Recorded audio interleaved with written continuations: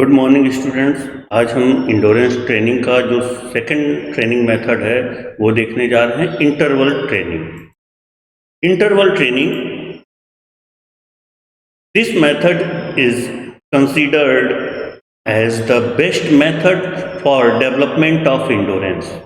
In interval training method, the total workout or total load is done in small parts where incomplete rest in given between each workout or load.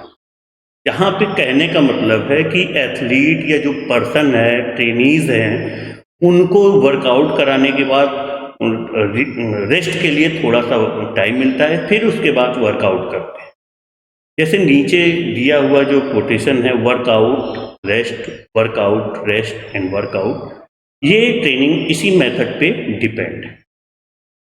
इसके कुछ factors हैं जिस पर कि ये training पूरी तरह से डिपेंड है। फर्स्ट है वॉल्यूम और टोटल लोड।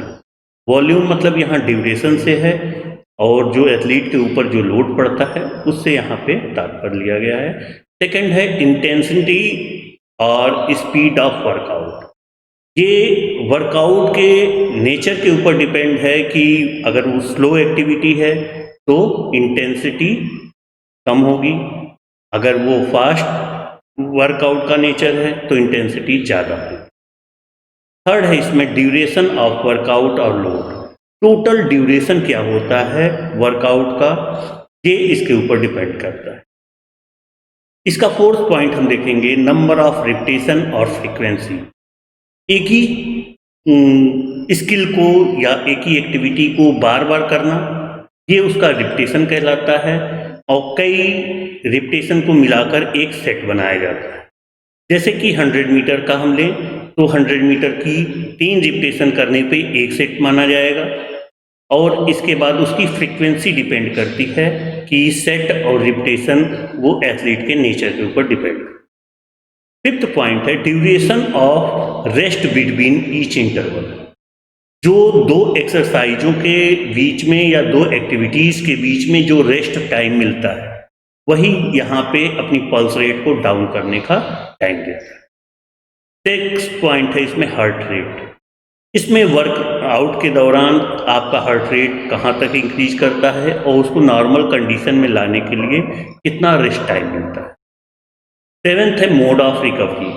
रिकवरी या रेस्ट पीरियड जो है उसका मोड एक्टिव है कि उसको निगलेक्ट रूप में या टोटल रेस्ट के रूप में लिया जाता है। अगर एक्टिव रिकवरी है तो उसमें जॉगिंग, वॉक इस तरह के होते हैं, और टोटल रेस्ट में आ जाता है आपका टोटल रेस्ट, यानी आप सिटिंग पोजीशन में हो सकते हैं। आइए देखते हैं अब इंटरवल ट्रेनिंग के एडवांटेज एंड डिसएडवांटेज। एडवांटेज में improve cardiovascular fitness, aerobic and anaerobic दोनों तरह की इंड्योरेंस को डेवलप करता है। इम्प्रूव हार्ट इफिशियंसी, आपकी हार्ट इफिशियंसी को, मतलब आपके जो हार्ट बीट है उसको कंट्रोल में रखता है। It will help train of A range of sports. और लास्ट है इसमें इम्प्रूव ऑक्सीजन यूटिलाइजेशन। ऑक्सीजन आप जितनी भी लेते हैं उसका पूरी तरह से यूटिलाइजेशन होता है। इसके डिसएडवांटेज देखें तो इसका साइड इफेक्ट आपकी बॉडी पड़ता है। यदि आपकी बॉडी इस लोड को ऑब्जर्व नहीं कर पाती है तो आपको इंजरीज के चांसेस हो जाते हैं। सेकेंड देखें, must leave sufficient time to recover after a workout.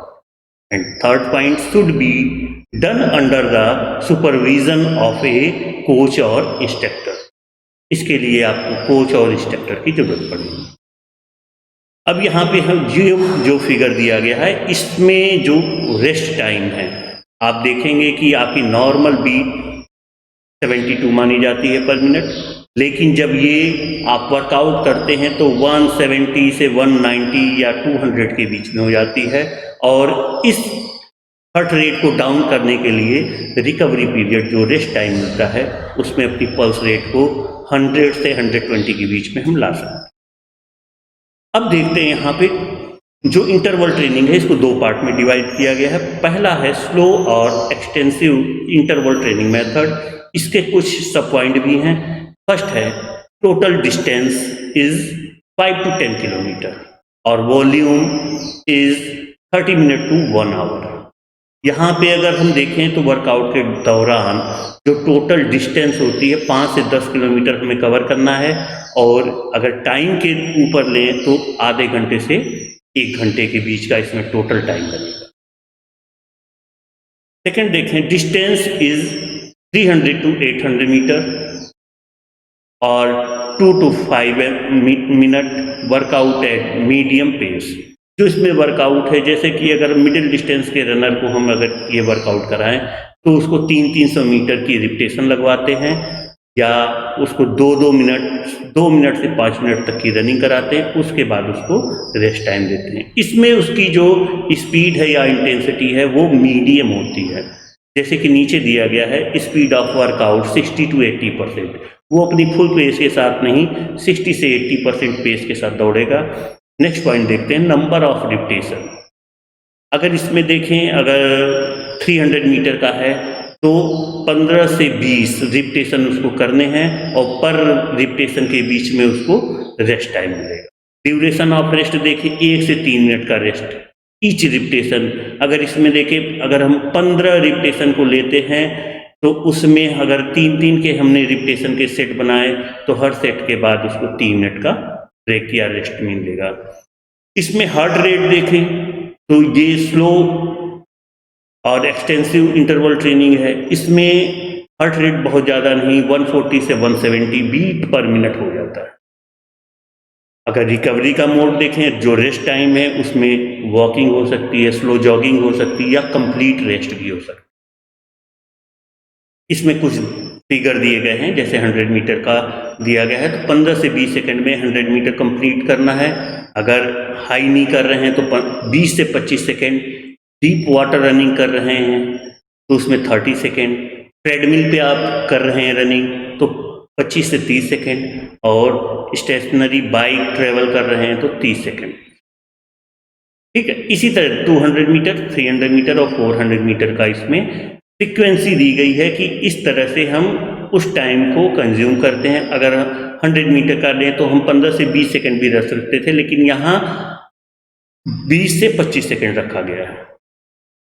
इसी तरह अगर ये देखें, इस फिगर में फुटबॉल ग्राउंड है जिसमें कि 2 साइड लाइन है और एक तरफ का जो इंड लाइन है। इसमें हमको स्लो रनिंग करनी है, और एक साइड लाइन जो 70 से 80 यार्ड का है उसमें हमको वॉक करना है।